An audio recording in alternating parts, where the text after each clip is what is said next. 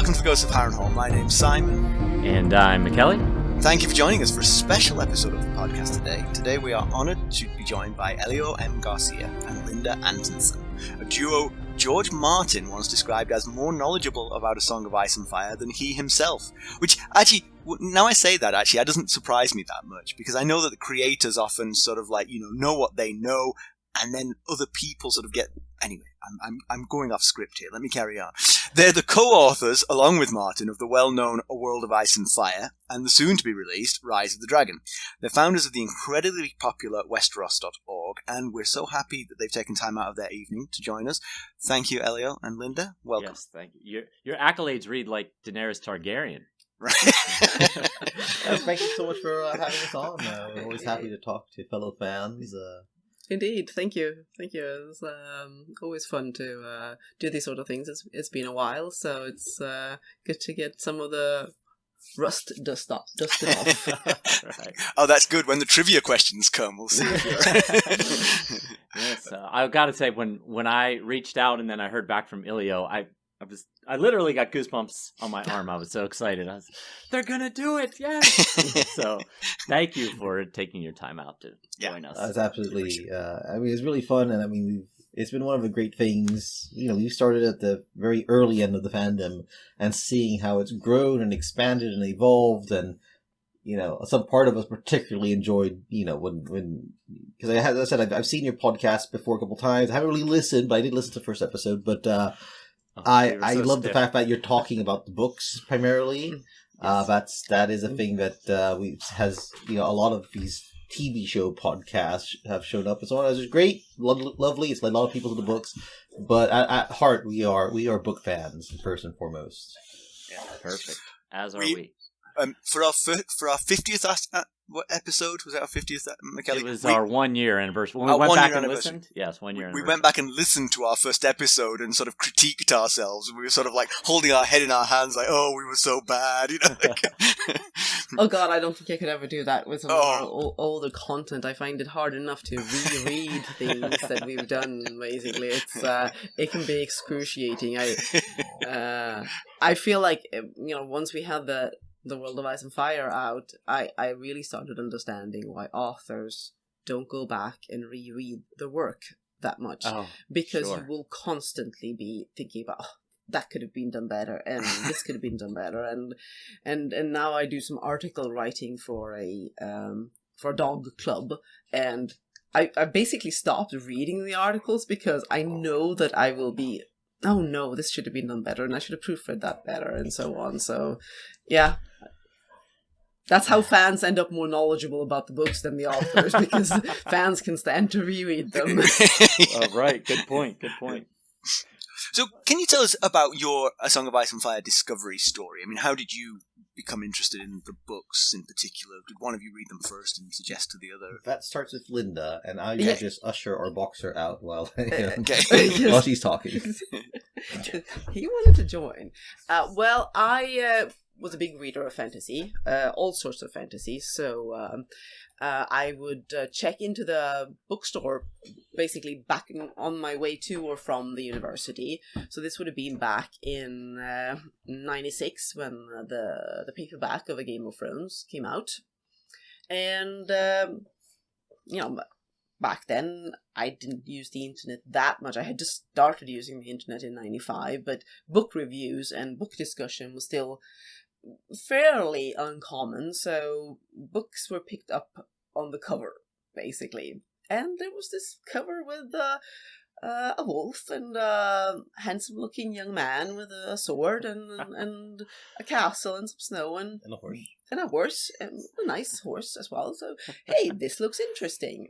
Turn it over with the back copy? Yeah. I'll take this home. They had Robert Jordan's... I think it did have the Robert Jordan's quote on it, and I had read The Wheel of Time as well. So, picked it up, took it home, and promptly fell in love with it. And as for me, it's Linda. Linda led me to a lot of fantasy that I started reading early on. I came kind of late to fantasy. I remember reading like the Conan stuff when I was younger, but it wasn't until like high school that I kind of decided I'm going to try this J.R.R. Tolkien thing, and I became head over heels over Middle Earth, and we ended up meeting on a Middle-earth online role-playing game while I was studying. I was in high school still, I guess. Yeah. And then and Linda told me about all these other things, and I started reading them, and then she told me about this one, and I was a little bit of a prude to begin with.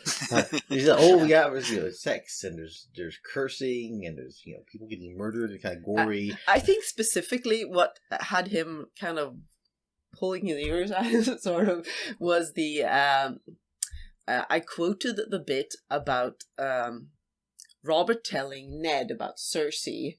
Oh yeah, okay, yep. He has guarding her privates at, like, she had all the gold of Casterly Rock there, and that was a little strong. And Elio was like, "Oh," but I decided to give it a go, and I probably fell in love with it. I felt it was so. It felt so different from Tolkien, but at the same time, it felt as expansive. Yeah. And I was studying. I was looking to sort of. I was at university at that point, and I was studying like. Double majoring in English literature and history, and I was with an eye towards medieval history, so that really just fit perfectly. And from there, it just kind of grew our connection to the books, our intensity about reading it. I remember getting a Clash of Kings and literally walking to school while I was reading the hardcover, and kind of making sure to look up when I occasionally cross the street and I didn't get run over. How you did not get run over walking to school. I was living with relatives, or hit a light pole. And there were some other relatives in there, and they would sometimes remark to my parents that, "Oh, I saw your son walking down the street with his nose in a book," and they thought it so very strange. Well, that's a captivating book right there. Yeah. So, how did you both become involved with George Martin and A Song of Ice and Fire so heavily? How did you go from being just fans to actually being involved with the whole world? It started with role-playing games. Yeah, it kind of goes back to that. Yeah, because so we were involved in online text-based role-playing games. This is like before World of Warcraft, before those kind of games. This was, MUDs and what we call mushes, where people would log in with a character and they'd type to one another for, what their character is doing and so on. And at this point, we had been involved in several games at various levels, and we thought we'd like to make our own game. We'd like to find a setting. And this came, and if it was perfect, this would be a great place to roleplay. So we actually, at the time, George's email was public knowledge. He used it to post about football and to buy miniatures and things on eBay and so on. So we mailed him, and we asked permission and explained, our idea for when we would set it and how we would do it, and George got back to us eventually, and he's an old role player himself. And he would look into it with his lawyers and his publisher to discuss the legal issues of it. And in anticipation that he would say yes, I think we started working on a website for our players, but this website would also end up being the nucleus, the beginnings of Westeros.org as it is today. We were already involved in the early fandom. There were already some early forums. There was a Dragonstone forum hosted by a guy in Australia. Then there was the Easy Board, and combining the fact that we were involved with all these people and having this website aimed at players learning about our game, started collecting information about like the heraldry, which was actually one of the first things we were doing. And George loved the heraldry. He sent us his notes on all these houses that he hadn't yet actually mentioned. Oh, that's cool. Yeah, and we were literally like, he'd send us the file, we'd send him a new heraldry, and he'd comment, and I'm going to change that one. I don't like how that one looked, or you got this wrong, or whatever. And then we also had this thing called the Concordance, where I was literally going through and collecting every single fact in the books, like a factual piece of information. I would put it in a file so people could use it as a reference. And George thought that was really cool, and he sent it to his editors for them to use. It was just a Word doc. It was just a Word doc to begin with. At the time, and then it eventually ended up as a part of the website, and that's when we also started collecting. I mean, that was also a Word doc at the start, starting to collecting the various emails and bits and pieces that George had answered at conventions as the Suspect Martin collection, and wow. And there were still a lot of thought towards this is going to be a resource where players can look up information on how to play their characters and how to describe what a character in Westeros looks like, what do they eat, how do they act, and so on. But also the more and more we got involved in the forums, obviously we saw that people were interested in just having this kind of resource as a book reader, Right. digging into the world and the world building and whatever George had said about it. But his own editors were using your concordance to check what he'd written to make sure it didn't contradict the facts he'd already... Wow, how about Yeah, that? and even today, now most people now use the wiki of Ice and Fire, which I'm sure you've come across. A few times. George has referenced that he himself uses it. Wow. And his editors definitely have. And working on Rise of a Dragon, we're just about done proofing the book.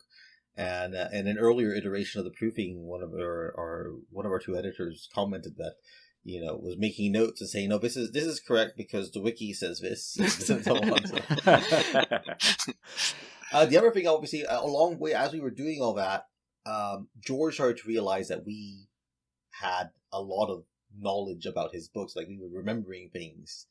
So he would start at a certain point in time, he would start asking me, "Hey, did I ever mention this? Or where was it that I mentioned this thing?" And we were starting to, and we would answer almost immediately for him, and so we became a resource for him that way. And I think that is the thing that led to the World of Fire more than anything else. Is the fact that basically before searchable e-texts, you had Elio's head, which had sort of its own archiving system on the inside. I mean, there's not much else he remembers.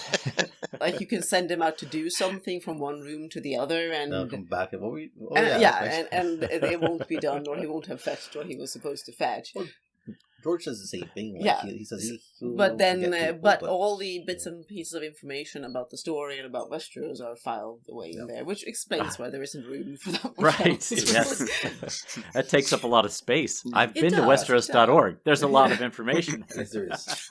Linda, if it's any consolation, I think it's practically just a universal of men, that they do remember the things that they're really passionate about, and then the day-to-day things just slid out of there. Yeah.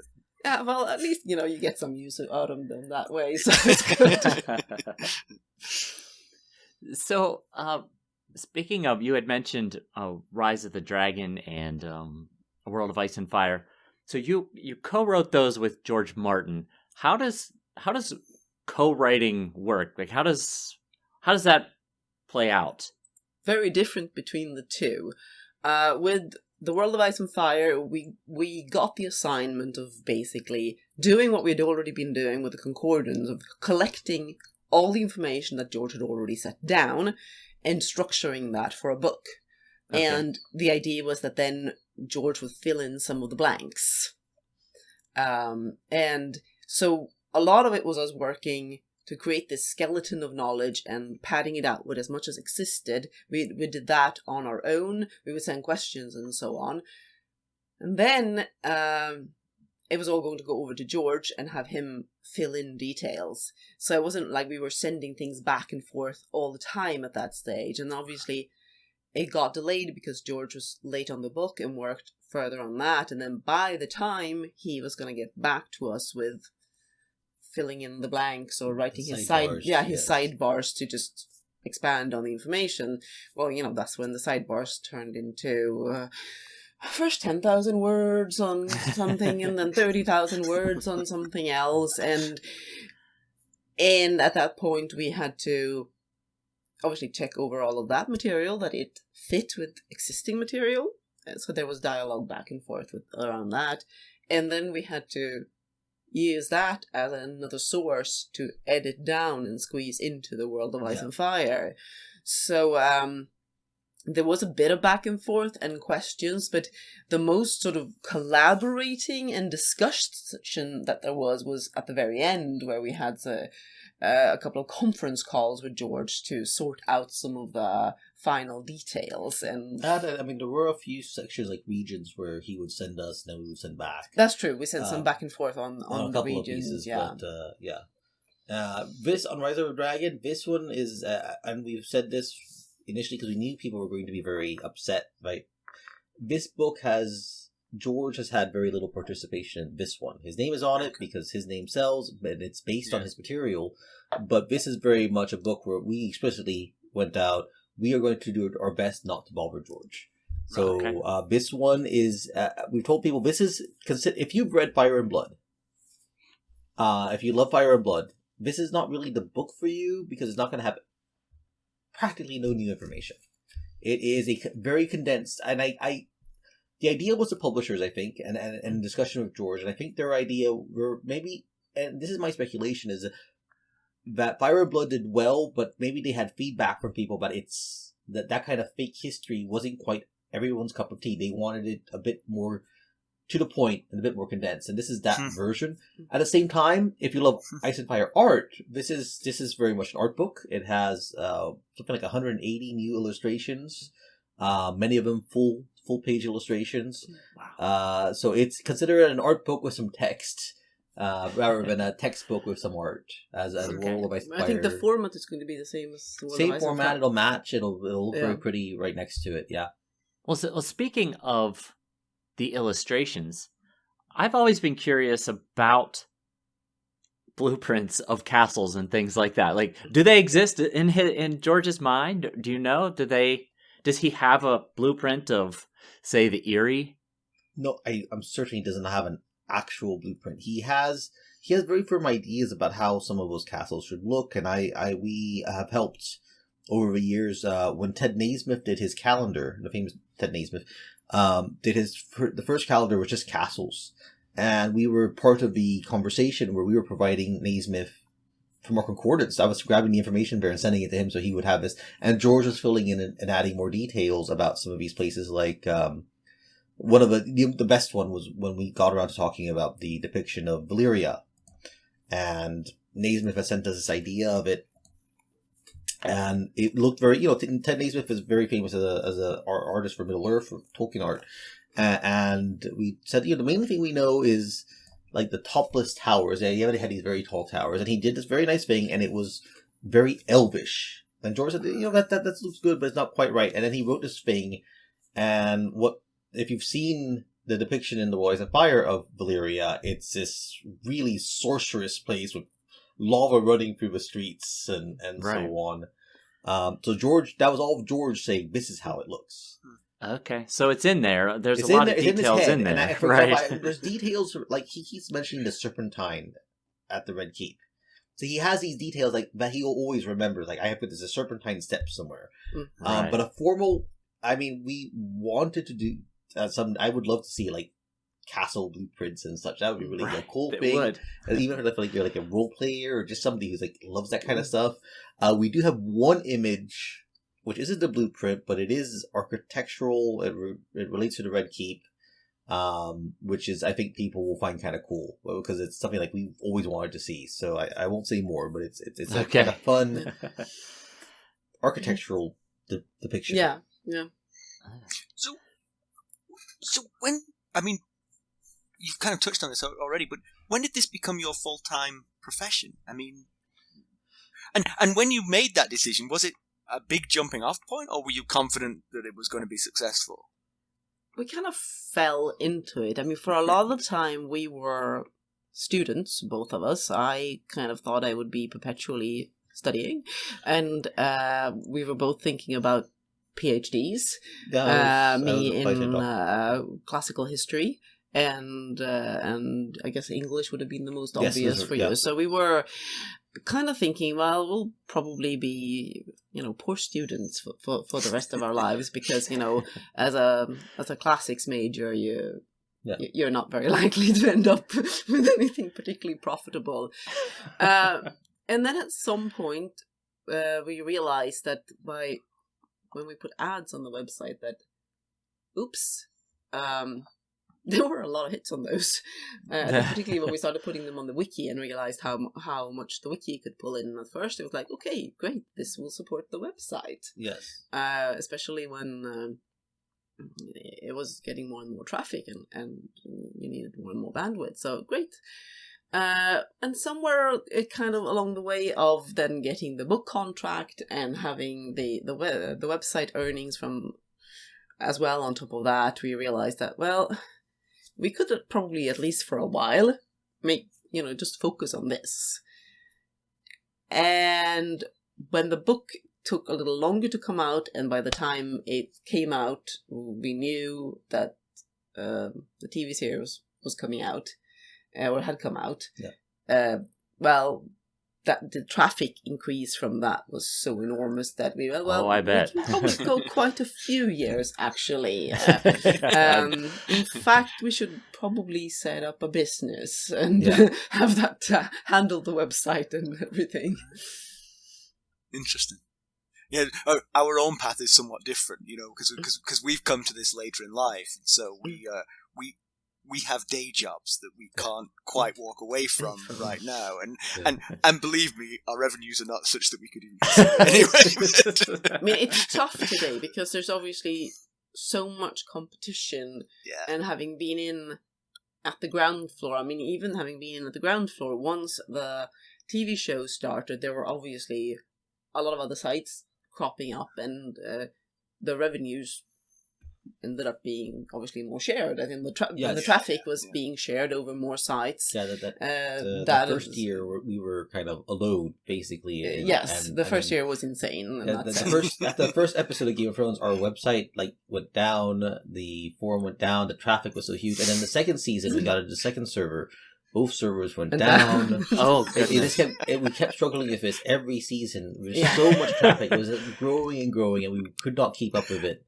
At the end, we had 3 different servers running at the same time to kind of balance things and spread it out, and that was just about right. Yeah. Now we've got 2 servers. One of them is really, really strong. We think it should be enough.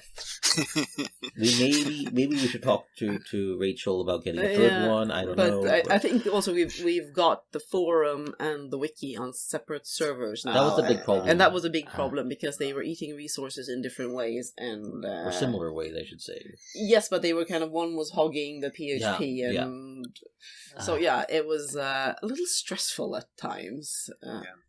Yeah, Simon and I expect to experience that problem any day, really. Yeah. We're just we know it's around the corner.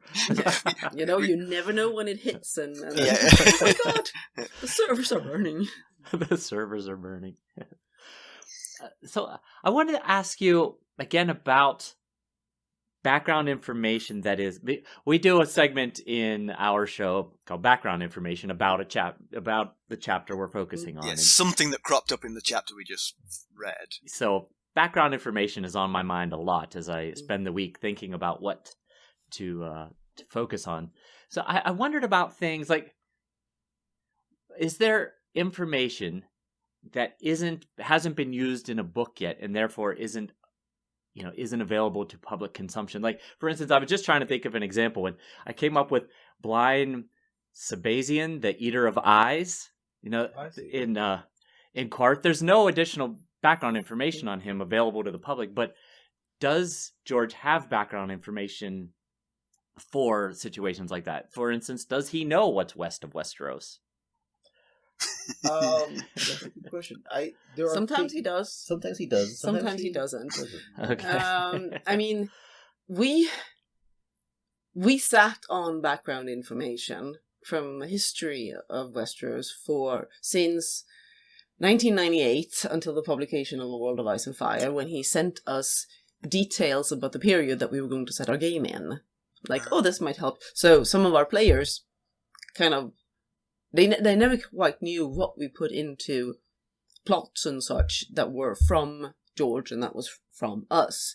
But when The World of Ice and Fire came out, they could see that, some of those events that you had on the game years ago were in fact from George. So some things he set in stone very early on. We know that he has a lot more information in his mind about some of the periods for Duncan Egg, for example. He has a whole folder because he revealed a bunch of things that he hasn't used yet when we had one of those conference calls, and told us we couldn't put that into the book because it was too spoilery for some of his future ideas. So there he has worked out a lot of things. So whether or not he writes the stories or whether he puts it all directly into a future TV show, given the negotiations about Duncan Egg and so on, he has a lot of ideas there. When it came to like faraway lands, the most illustrative story is probably when we're going to start filling in some of the non-Westerosi bits. And, well, we had all these place names from the Lands of Ice and Fire. Yeah, the map collection. And the thing was, the map collection, or the main world map, came about a bit oddly in the sense that they took this sheet of paper, or these mini sheets of paper that George had taped together to draw his whole world map on, and they were going to put that in a cleaned up form in the Lands of Ice and Fire as the big, it's a center, I mean, they're all fold out maps, right? Yeah. They're poster maps. They're poster maps. So, but when they looked at that, they realized that parts of the center were very empty. So they asked George to put some names there. And George put a bunch of imaginative names there. And then when we came to the World of Ice and Fire, we said, well, George, now you have to provide information about all of those places too. And that was a can of worms. in most cases there, I think he basically had a weekend and sat down and what kind of crazy stuff can I come up with for these place names that I just put down these names. Slightly more of a deal because each time he sent a file, because I was coming back from a press junket in London for the second or third season of Game of Thrones when the Lands of Ice and Fire was being worked, and George was sending, so he was emailing these files, and then he would have a short description of explaining some of the new places. So he had some ideas of kind of like this name and this refers to that, and then he would end up referring to all of that and using that to then expand on it. So he would come up with names, and it would spark in him some basic idea of what that place was. Yeah, a couple of lines about like the lands of the winged men and the fort, the 5 forts, and so on. And then he'd make a little note about it, and then we wanted lots more than just a line from him. And then I should look back to see if the oily black stone is something that he actually mentioned in one of those early mails, or that's something that he developed just as he expanded on it. But he definitely often goes where an idea, like a name, takes him and then sees where it reveals to him in the moment. And then sometimes you're surprised at how much he's got in store for a particular idea. Does he rely on you two, or does he have his own system for storing this kind of information? I mean, I said for story ideas for Duncan Egg, he does have some stuff organized, and he has gotten his assistants as the number has grown over time. So I know that they are starting to be more of a resource. We have had questions from him in the last couple of years, and just recently we had a question which I was very confused by. He came by way one of his assistants, but then I didn't quite understand why that one was being asked, but now I do, because I think it relates to the continuation of Fire and Blood, about George, the second volume. So I won't say anything more about that, but basically, yes, questions still come to us on occasion. But now he has his assistants who've been organizing things for him, and I think between them and the wiki, they're starting to have a good sense of the information that actually exists. I don't know if they've gone so far as to catalog all the emails and stuff that he has sent in emails. Actually, one of the assistants not long back said that she was going to send us a bunch of notes of corrections for the wiki, that she felt that because they were using it so much that they were catching little mistakes on the wiki and telling us about it. So I think you should reply, "It's a wiki. Help yourself." You know. But also, I mean, that must be fascinating when you do get an email. You know, you get an email asking a question, you respond to the question, here's what you need, kind of thing, and then you must be like, well, why is he asking that? You know, here we go. Sometimes, I mean, free to speculate. Sometimes, I mean, one of the big ones years back had to do with he was working on A Piece of Crows, and he mailed, can you tell me which? So he'd already done a couple hundred houses of Worth Pelgreen. Can you tell me which houses I've given stars to as a symbol, as a part of her, because I'm going to introduce Be careful with spoilers and stuff. Oh, yes, you're right about... this is a bit spoilery, so I can't... I will save it for the spoiler section. That's a good catch. Yeah. But let's say he cared about stars because he was going to... There was something about stars that mattered. Yeah. And so... And he explained why to us. So that was one of the ones I remember best, but there was a number of others. In fact... very recently, he was remarking on one of the pages on the wiki, and not very recently, it's been a couple of years ago, but saying, "Oh, well, that bit is wrong, but I guess that's because you haven't. That's in the Winds of Winter." And okay, there you go. So, did you enjoy Game of Thrones, the show? I really loved it the first season. And progressively started to have more and more problems. And then at the end of the 5th season, I decided that the things I disliked outweighed the things I liked. So I stopped watching. Wow. Okay.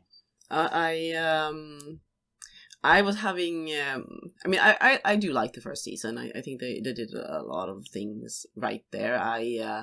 My big issue with the first season was the betrayal of Cersei's and Robert's relationship, which I just couldn't see at all in the characters of the novels. In hindsight, compared to some of the other crimes committed later, they were small. But I actually remember reacting that when we started watching the second season, we had preview copies for screeners for the first 4 episodes, I guess. 4 or 5. 4, yeah. And I don't know if we had watched... I think we had watched 1 episode. And I was like, I'm not going to watch this anymore. And I think we had just gotten to Karth. Yeah, I guess it was Karth. Yeah. Yeah. And started seeing some of the differences there. And I had very, very strong feelings about that. So I had very, very strong feelings about that throughout the whole of the second season. There were still bits that I did like. I did like the adaptations of Theon's storyline, for example. I thought that was handled very well for the most part in the second season. And yes, then it kind of... 3 obviously is quite strong overall, but more problems start cropping up. By 4, I was definitely rolling my eyes a lot. And 5, they were probably spinning through most of the season. However, I couldn't stop because I was helping the Swedish broadcasters with first actually doing the subtitles and then being sort of a expert consultant on making sure that the subtitles were right, because I did want the subtitles to be as correct as possible. And when somewhere in the first or second season they were translating septas as nuns, as indirectly, it's like, you can't do that with a fantasy world. So I felt I had to stay on and get through that. So I did get through all of the seasons. And I occasionally told Elio about things that happened. And there were many wails and gnashing of teeth. I have to say, I gave the 6th season one shot where I knew a bit about like the script for the first episode. I had seen that, and I started reading it, and I'm okay, and then something happens, and he went over into another room and put a pillow over his head. I couldn't believe it. So yeah, that was my one and only attempt to say maybe I'll try to continue. I just couldn't. It was a great achievement as a production, and I enjoyed some of the actors. Many of the actors, and there are many bits. There are a lot of people who worked really hard on it. Became friends with Brian Cogman, the writer and producer on it. It looks incredible. The production qualities are amazing, and I love the way they could realize the dragons and things, the way they were able to step up to meet the challenges of the later books, but Well, it was it's just sad that they weren't, once they diverged more, weren't able to keep the story matching what George had done, and they knew the end point, and they kind of just they made their own way to it without really thinking about how it all fit together. Right. Well, a couple responses to that. One, when we get to the spoiler talk, Elio, feel free to divulge what happened in episode 1 of season 6. I'm very curious. Okay. But also, I'm curious if Linda was ever tempted to sort of right some of the wrongs in the Swedish subtitles. I may have on some instance, in fact, where I think that it rings a bell, where I felt that the phrasing in English was really awkward, and where I had some translation choices that I could make. I can't point to it specific, but I know that there were definitely, this would be more in spirit of what the character would say. It was done differently, yeah.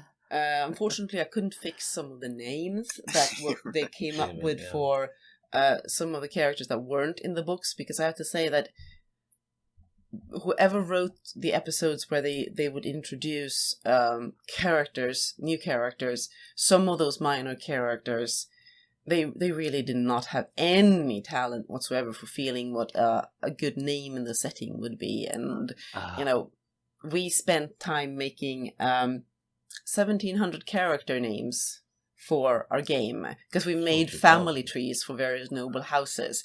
And I'm not going to say they're all brilliant, because we used a name generator. But, some of them are on the level of Benjicott, which is an actual name, and perhaps not the most brilliant name that George has come up with. I think it's fine. I would not name a child Benjicott, but that's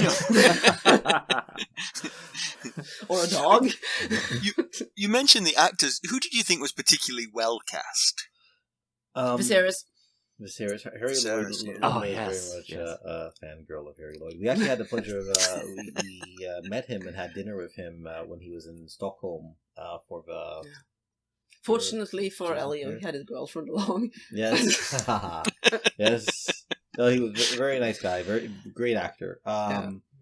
Conleth Hill is like the one, as Varys is like the one person who, when I read the books and I kind of imagine the voices of characters, he's the one. His voice, the way he performed Varys is the one that actually. No, it's the same here. I can hear. Rereading now, I definitely got Conleth Hill's voice for Varys, absolutely.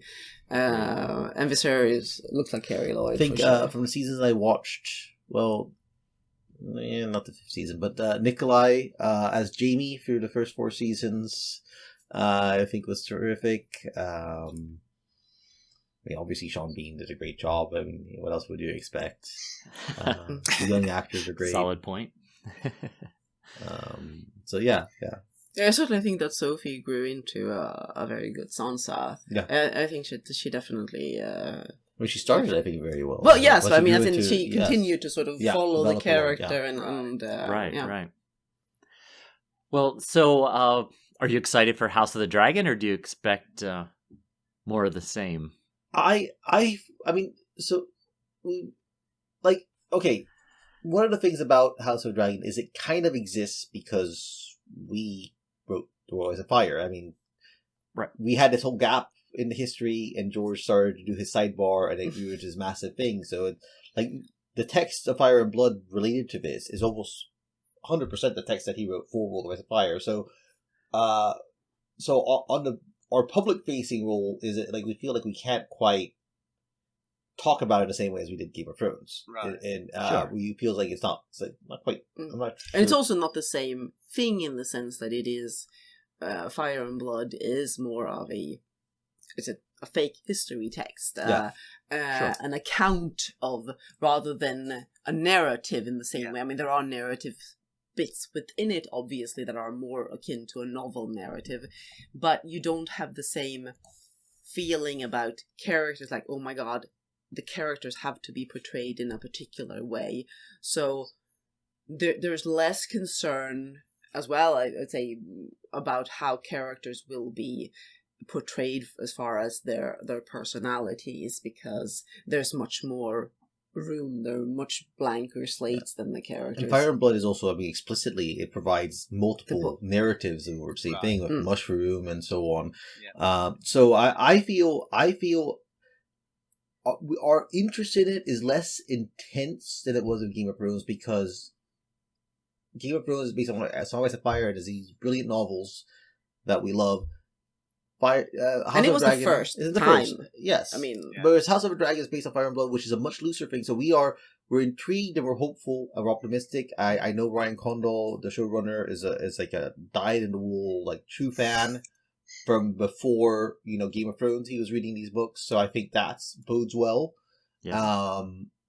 But I'd say that, like, I'm more open to it being changed or things being a little different from what that text, because as it says, it's not a complete narrative. There is more formlessness. There's more. I think when Brian Cogman was initially working on the initial attempt at adapting it for HBO, I had remarked at some point about it, I would love that thing where where it opens with like a play, and you're seeing players, actors, and then it morphs into the actual story, and you get this idea like, this is a version of the story. It is not the story.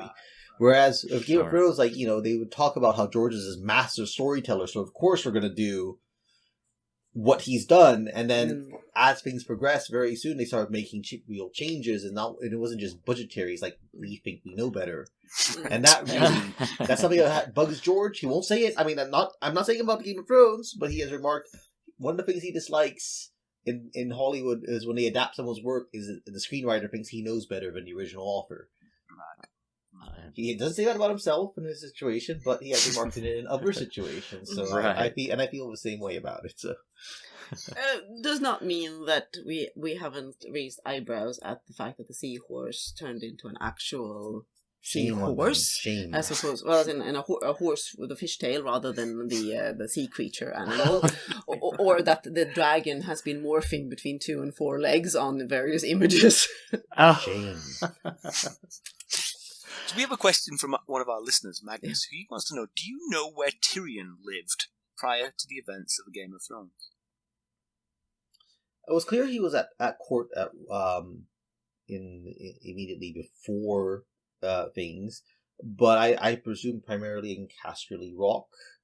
Casterly Rock is a very big place. He did not necessarily have to cross his father's path all that often. Right.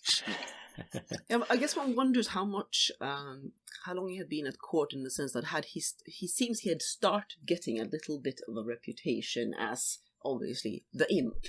Yeah.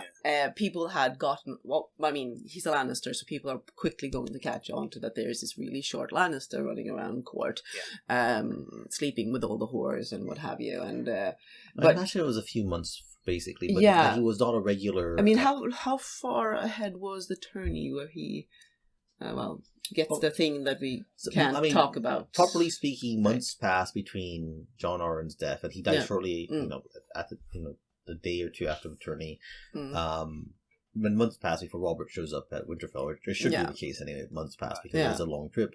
So I think he was there. I guess what we don't know is why he comes to court at that point, and big tournament, I think, in the name. Yeah, and whether Tywin previously had basically been forbidding him to, he didn't want to show him off, or I don't think he would do that. No. That's true. We don't know if he's been to court at any point prior to that. That's an interesting one. Yeah. Fascinating answer. It really was. It was like they're going through Elio's Rolodex. Well, we've got a few questions here from a listener named Genevieve, and her first one is: if you could, which continent would you like to live in, and where specifically, and why? Which continent? Dorne?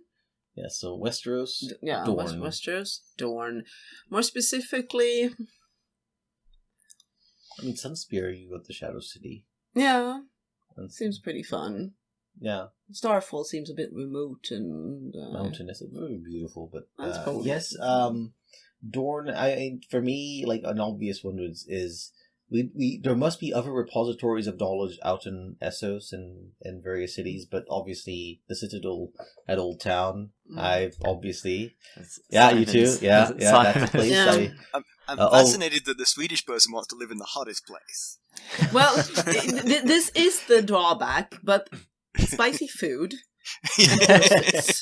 can possibly weigh up. We did spend some time in Spain, for example. Right. We did a couple of trips there for promotion for the World of Ice and Fire, and I suppose I could put up with it if I can be indoors during the hot hours and so on. Sure. I mean, I'm sure the north is lovely and all in the summer, but So her next question is, and she gives an example of what hers is to help narrow down what she's referring to here. Which storyline in the series of A Song of Ice and Fire is your favorite? Hers is the Tales of Dunk and Egg. Which technically isn't part of A Song of Ice and Fire, is it? The overall world, I guess. The world. She means the world, okay. Interesting. So I guess you could go with, like, Jaehaerys, like any part of the world. Dany and her story, surely. Yes, I'm pondering whether it is Dany's story from the main narrative, or if it is anything in the history. I mean, there's obviously lots of interesting things to be had from. Given that we started our game started around the time of Daeron the Young Dragon and his conquest of Dorne, so that's kind of a very cool period too. Yeah, having all these colorful figures at court with Aemon and Aegon and so on. So perhaps the sort of the children of Aegon III and Viserys and the fallout after the death of the last of the dragons. But it's something Targaryen anyway. Right. For me, for Ice and Fire, I think Jaime's development across the novels has been a really fascinating and really engrossing one. But I would say actually, that's a spoiler, so I won't say about it. I will say, if I remember, I'll say which that is. But then, but within like the whole legendary and the whole histories, I thought the Regency period, that was one of the ones in the World of Ice and Fire. We had to compress it so much, and it was so fascinating. This period of the Regency of Aegon III Dragonbane. Was such an interesting period in the history of the Seven Kingdoms that I really, some interesting characters. I really like that one. And this goes back to Ice and Fire. If it's not one of his main characters, like Davos is like my second favorite character, and his story has been really interesting to me. So Jenny, who's one of our, she sort of basically runs our Discord server where a lot of our chat goes on. She wants to know what's the most rewarding aspect of working with George Martin. Gosh, I mean, it's when you say it like that, it's like, oh yeah, we can get to work with George R.R. It's the fact that we're friends with him. That the first time I met him, I was visiting my family for the first time after moving to Sweden. So it was 2004. We were traveling across the southern U.S. to help my sister move while I was there. So, it was a great family trip, road trip together. But then we were in New Mexico. We're not that far from Santa Fe. So I called Linda, said, hey, can you contact Paris, his partner, now wife?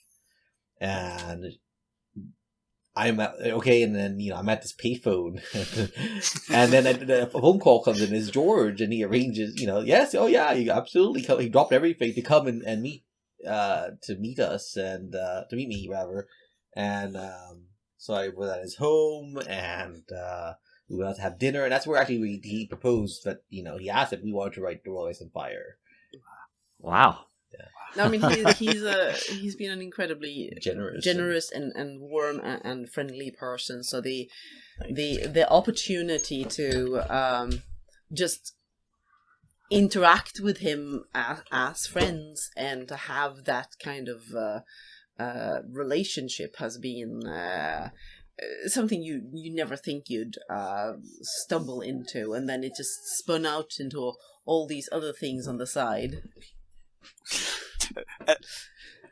We are both constantly interrupted by our dogs, so this is not unusual for the podcast. We closed him out a little bit, so he's standing there and crying, and looking so forlorn, like, excuse me, don't you love me anymore? We've been out with him quite a lot. We had a long walk with him in the woods and everything, but he's like, no, you're not allowed to separate yourselves from me. No, you're doing something without me. This is not okay. Off limits. Another listener, Grace, asked, what are your favourite books of all times outside of George Martin's writing? Wow. The Fiona of Tapestry by Guy Gabriel Kay. We're big fans of his. Yeah. Really big. I actually, we got to read his next book, which is out in a few days early. We've had some correspondence with Kay over the years, and he knows that we're big fans. And so actually, when I tweeted about his next book, which is coming out on May 17th, All the Seas in the World, of the world, sorry. I mentioned that, the forthcoming book from our second favorite living author, and he allowed, given knowing, understanding the circumstances and relationships, that he allowed that was acceptable. But we absolutely love him. Yeah, and he would also allow for Tolkien, given his yes. past with Tolkien, or with Christopher Tolkien. So. Sure. So Tolkien is the other big fantasy author. Middle Earth is kind of my first love. And I was really, really deep into it. And I remember us going to see the film the first time, and the experience, it was overwhelming. It was goosebumps. I remember spending hours every day on Usenet arguing with people about Lord of the Rings. Well, maybe not hours, but he certainly spent a lot of time arguing the minutiae of Middle Earth as well. Yes. So he had plenty of experience with that. Also, just to name a couple, we have a massive shelf of things. Two of the authors we love reading, Robin Hobb, great fantasy writer, the Fist Chivalry series, and one who's less known, is criminally less known, but Judith Tarr. She's a medievalist. She wrote the Hound and the Falcon trilogy and the Avion Rising trilogy, which are just phenomenal books. I think you can get them on Kindle on Amazon. The Hound and the Falcon, and Judith Tarr, Tarr. Really fantastic, really beautiful books. Those two are definitely the top of her. She's done a lot of other things as well, but I would say that a lot of it is quite good as well. But those are definitely the Hound and the Falcon. I think anyone who likes a medieval setting, and there's politics, and there's the prose is so beautiful. It's amazingly beautiful prose. Kay is a beautiful prose writer, really beautiful prose, and it's a little more ornate. Ventar is a very simplistic, but it's a very beautiful writing. So highly recommended. I think all her books are now available on Kindle, so people should go get that. One of my colleagues at work actually was showing me a birthday cake that his wife made for him, and it was his favourite books, sort of stacked up. Oh, nice. And one of them was a Guy Gabriel Kay. I noticed. You sent me that in a few days. Have you read the Patrick Rothfuss King Killer Chronicles? I read the first one. Linda has not, because she has a thing. I have a thing about weird names. Yeah, she doesn't like his name. And I kept telling her, but I think she'll like it. I really do think she'll like it. But no, of course, I might have given it a try if it wasn't for the fact that it's not completed. So I think that I would probably. I feel like I haven't bothered reading the second book, so I feel like it was a good thing to read the first one. I don't feel a strong need to read the next one, because I do have another series that isn't A Song of Ice and Fire sitting unfinished. I actually have two unfinished other series on my shelves, and one being Melanie Ron's I don't even remember what the Exile trilogy, the Exiles trilogy from back in the 90s, I think. The first two. The second one ended on a cliffhanger, and she never got the third out. That one was rough. Melanie Ron was one of those early, who also wrote quite, big doorstopper fantasy, kind killing off all her characters, lots of intrigues, a bit of a precursor to George in that sense, I would say, with her... Sounds like it. Yeah, they're also... and then Jenny Wirtz, I guess, is the other. And Jenny Wirtz is the other. Yes. Jenny Wirtz, in fact, finished or will be soon publishing her final book. Oh, really? Yes, so she will actually Good get of her. there. My latest obsession has been actually reading through everything by Mark Lawrence. Oh, okay. I had tried Prince of Thorns some years ago, and okay, I'm not sure this is for me. I don't know about the grim darkness. I don't know about the post-apocalyptic. I can be a little sensitive. Or I was at the time less interested in post-apocalyptic because I'm very much fantasy as opposed to science fiction. That's mellowed over the years, and I gave it another try, and now I've read all 15 books that stick together in a way. So Wow. I definitely fell hard for those and enjoyed them Yeah, a lot. that's... Okay, so we're going to draw the curtain now. People who don't want spoilers need to step aside now. Thank you for listening. But we're into the spoiler section. All right. It's So, getting dangerous. The night is dark and full of spoilers. So coming back to A Song of Ice and Fire, where's the story headed from where we are? Oh gosh, I think obviously the direction. I mean, the key to it, and we've said this long before Game of Thrones, and the fallout from its ending. The key to it is at the end of Dany's final chapter, where she's thinking that she's not for peace, she's for conquest. That it doesn't work for her, and we've always said that's a very dark turn, and I think it's going to have real consequences. So I think, I mean, things are going to get darker with her storyline, and I think that probably there are revelations about the others that the show, from my understanding, never really touched on.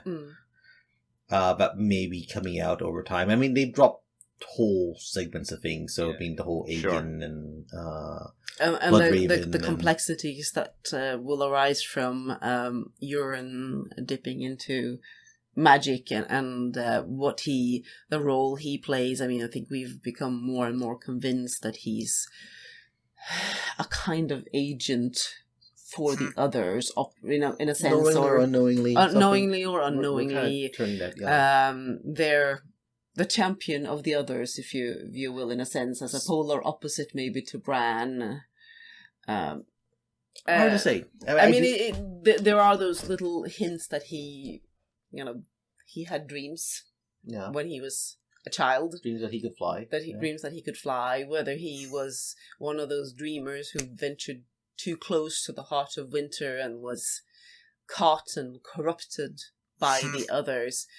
The story has obviously grown and grown more complex, so there are elements that have been added to the story after its initial conception, after the conception of the initial trilogy.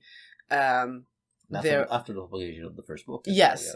But when it was conceived of as a trilogy, there are things that have gone more complex. So I don't think we will see, I mean, because George has talked about the fact that the story needs to start collapsing. Yeah. So I think we've probably seen the widest expanse of the story and the most introductions of new elements. Yeah, I think So I think we have a sense of who the players are. And I think, well, as George has remarked, if he has to start collapsing the story, a lot of characters are going to... Yes, especially, I mean, we counted once when we were going to do... Because one of the ideas for this book had been a who's who, and also for The World of Ice and Fire had been a who's who. And we counted up characters and... over 2,000. Yeah, somewhere like that, and then he said that he needed to kill a lot of characters. Kill some characters off. To complete their arcs. Sure. So, yes, collapsing the story means a lot of collapsing bodies as well. Right. But there's a lot of mystery left. And I mean, I don't feel at all that having a kind of endpoint from the TV series has really given given away that much. Right. It's a little bit like reading the last page of a book, in the sense that, Right. oh, that happened, but You don't know how the journey heck to did yeah. it happen? Right. And while characters may end up in similar positions to where they are, The context, I think, will be very the different. contexts will be different. Okay. Like, yes, sadly, I don't think the long-term survival odds for Danny are that great, unfortunately. It's weird because even with the end of A Dance with Dragons, I guess there was still sort of where I had this lingering idea that, well, the story is about Dany returning to Westeros and reclaiming her throne. Sure. That'll happen, right? And I suppose it could happen. Doesn't mean that it has to end there. No. It doesn't mean that, she doesn't reclaim it and then something happens. Right. Sure. I don't, for example, think that a dragon necessarily is going to be torching the Iron Throne, because given that George did comment at some point that he knew who would be sitting the Iron Throne at the end, obviously the answer could be no one. Right. Yes, but it doesn't sound like no one. If you say the words, I know who'll be sitting on the Iron Throne, Yeah. it feels like you think it's someone, yeah. Yeah, one of our listeners, Jenny, she specifically asked, where do you think Bran's story is going? Do you think it's going the path of Game of Thrones? Oh, we've had a lot of debates. Yeah, I mean, I know that Isaac has said he was told that this is what George said, the story. And I don't know exactly. I will take it at the word, but that's what David and Dan said, that David and Dan were being honest. But I feel that doesn't... I admit that in my head, it's always felt like Bran is never leaving that cavern. That he's always going to be... That is his... Well, not in his own body. Yes, that would be my caveat. That I think Right, I don't think Bran's body is going anywhere. Right. But Bran certainly could, because George has laid the groundwork for Bran possessing Hodor. Sure, he's had him do it already. He has already had him do it, and I do think that will be the way that Bran will make his way to first the wall, and then Beyond it, yeah. And beyond it, I don't think that the door that Hodor dies guarding is the cavern. As at the cavern, Cave, I think it's at the wall. That's probably what we think. Yeah, I think Yeah. that's our feeling. I mean, I've always felt like, to me, when George has talked about the ending, he's always said it'll be bittersweet. I mean, most of his works end in a bittersweet way. I don't know if you have tried his other books, such as Fever Dream or there's Dying a kind of of Light. there's a resolution of some kind, but it's not like it's bunnies and cake and happiness. And flowers. So the bittersweet aspect of it makes you feel like. I mean, I could definitely see Bran in somebody else's body sitting there in front. Oh, yeah, okay. So somebody's body who was vacated maybe. by, for some reason. Well, I always the thing that's always over my head is when you start a Game of Thrones and the first Bran chapter, it's the 9th year of summer. When he wakes up, he names his wolf Summer, and the seasons matter. And George has said that the title he had for the last book is A Dream of Spring, and I always said, well, the Dream of Spring is Bran's. Bran will be a dreamer, green seer, dreaming the spring, and maybe he'll be seeing. In my mind, I love the idea of him being in the weirwood and seeing those who survived and made it to the end or whatever, seeing his family, whoever's, and being able to see them but not there with them, and that's the bit that to me, like, that's, and well, he's all alone in that dark cave. That to me, that's bittersweet. That works, but we'll see. And we've also had for a long time this one hint that was given when the graphic novel was being produced. Oh yeah. It was Daniel Abraham, was it? Daniel Abraham did the script. Who said that there was one line in A Game of Thrones that George told him he absolutely had to have in, and it was from a Bran chapter, I think he said as well. I'm not sure we know that for sure. No, but anyway, there was a line in the speculated that it. had to be in because it was relevant to the final scene or Yes. or the ending of the series. And there's only one that sticks out as, I mean, I don't see why George would think that he could leave it out, but maybe he just wanted to absolutely make sure that there was no question about it. Because there is that one where he wakes up and names his wolf. His name is Summer. And so my current loony theory on the topic is that Bran will be in the body of Euron Greyjoy. Wow. And people, and to prove that he is Bran, he, as in, the wolf will be there as well, and You think the wolf survive that long?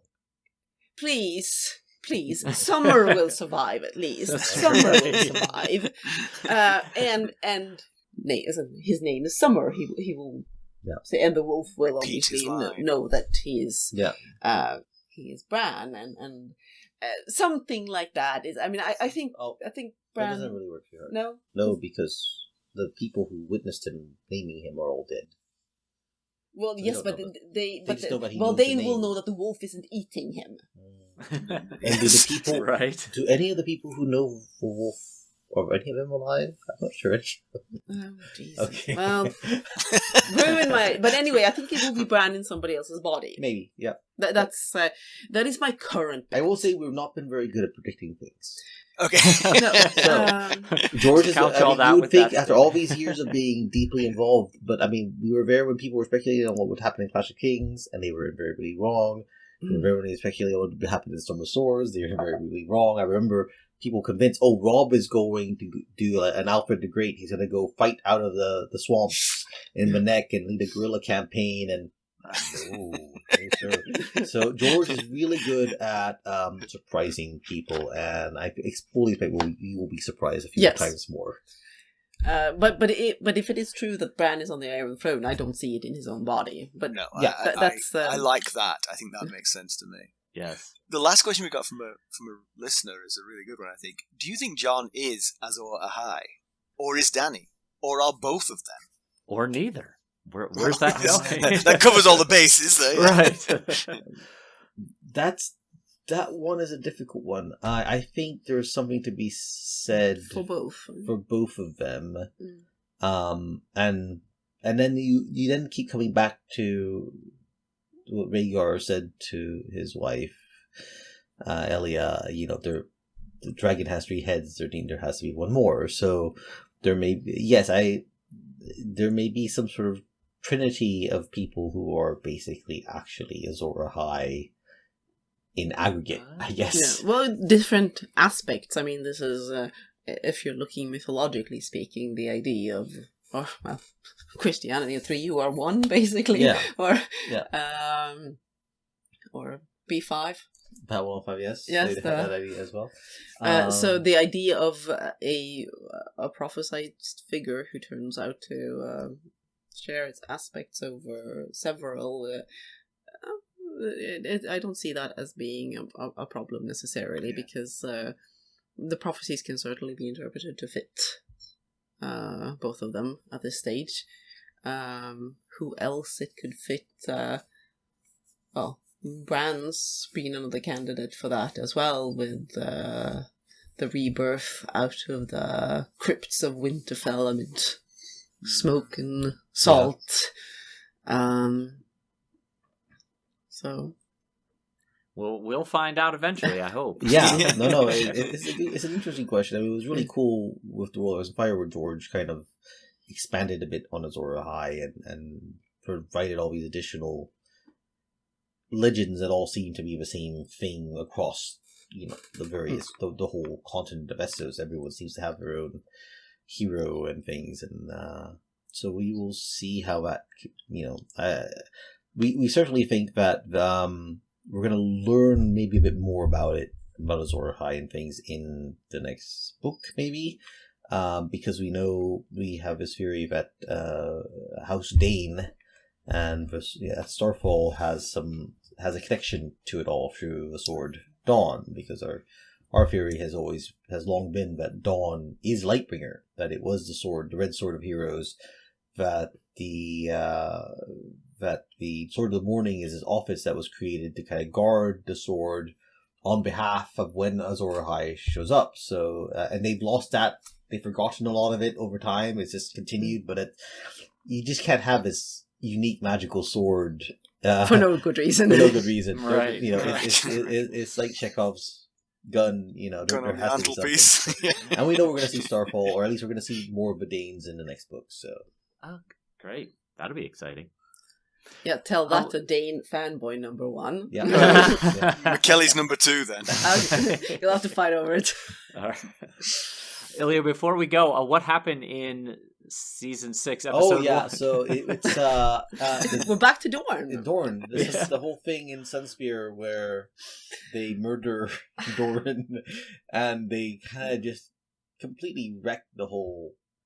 Oh yes. It's weird because I knew from people that they loved Dorne in The Feast for Crows. They wanted to show Dorne. But the things that they loved about it apparently were not the things I loved about it. So that's be careful what you wish for. Like I would have loved. Yeah, the way that they characterized Ilaria and her motivations, and like, did you? Yeah, this has nothing to do with the character on the page. Like, how did you come up with this? And I want revenge for the death of my lover by killing his brother and his nephew and taking over the country and then getting ourselves wiped out. Yeah, it makes no sense. No. So when I saw that first bit, I just couldn't. No, I no doubt of that one.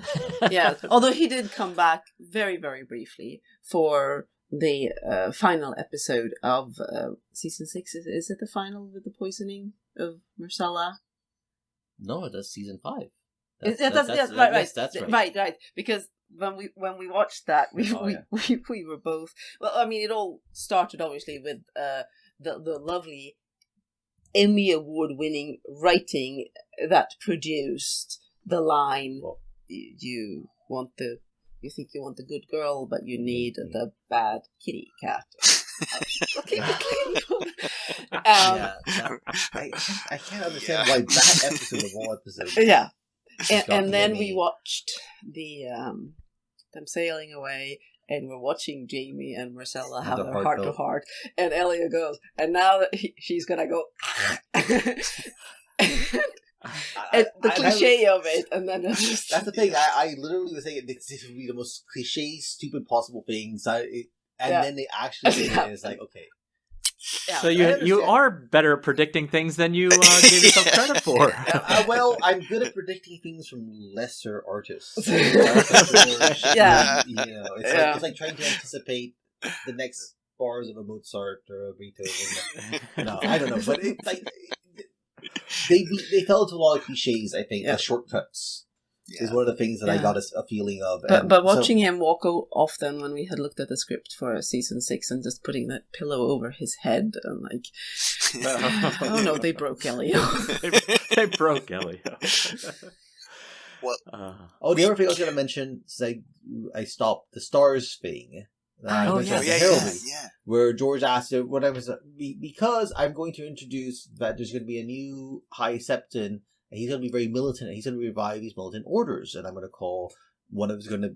They're going to have her symbols. One's going to have a symbol of a sword, and they're going to be the warrior sons, and the other is going to be the poor fellows, and their symbol is going to be a 7-pointed star, and they're known colloquially as swords and stars. So I want 7-pointed stars to maybe be only associated with families that have some association with those orders, or being particularly devout in their past. Basically. So we fixed a lot of them, and some of those families we gave 7-pointed stars to. So we kind of knew that before, like years before Feast for Crows got published. That's really cool stuff. Well, guys, I can't thank you enough. This has been really, really fascinating, interesting. Time has flown, and it's getting late in Sweden. Is there any last questions you kind of left off, or we've got a little more time left, and we want to make sure that we're... Yeah, it's actually not that it's late; it's that it's Eurovision. It's a big night. The second semi-final. It's a second semi-final. The Sweden semi-final, so we're gonna be for... I always we think did- of Sweden as being real competitors as well, when it comes yeah. to it. Yeah. Yeah, Oh, yeah. no, Oh, yeah. it's tip right now. This year, I think everyone's feeling very strongly Ukraine's going to take it for. Yeah. But there's some nice songs and there's some crazy songs as usual. Yeah. There's some nice songs as well. Mackelly, you miss out. You miss out Ah, on the choice yeah. of this kind of thing. Well, I know that our Christopher Brickman, he's the Swede.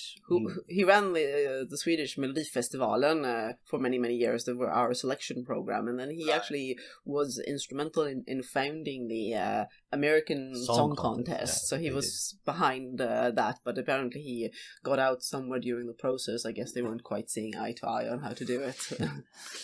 But yeah, it's beginning to take off here. I mean, like I heard about it for the first time recently. Yeah. And it's not like I follow No. song contests that No, closely. well, I have to say the UK has. I mean, if it weren't for the Ukraine situation, the UK's a lot of people really like the UK performance.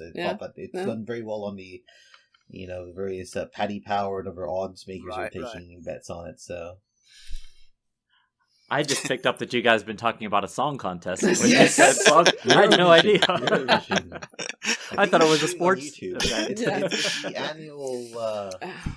People get together in some countries at least and have fun. It can be, some of it can be very funny and some of it can be and not intentionally funny. Some of it can be intentionally funny. Yeah, like if you want a sample, you can look up DJ Bobo, Vampires Are Alive on I YouTube, don't for know. example. No. Or Ruslana, Wild Dances, for something Ukrainian. Yeah. That's a bold name for a Eurovision song. Vampires Are Alive. Yeah. Really, thank you so much. It's been our Yes, pleasure. We had a great And, time. We had a We are lot at the time. end of a very long list of questions. And thank you. Yes. Good luck with are you guys starting your Storm of Swords read right after this episode or?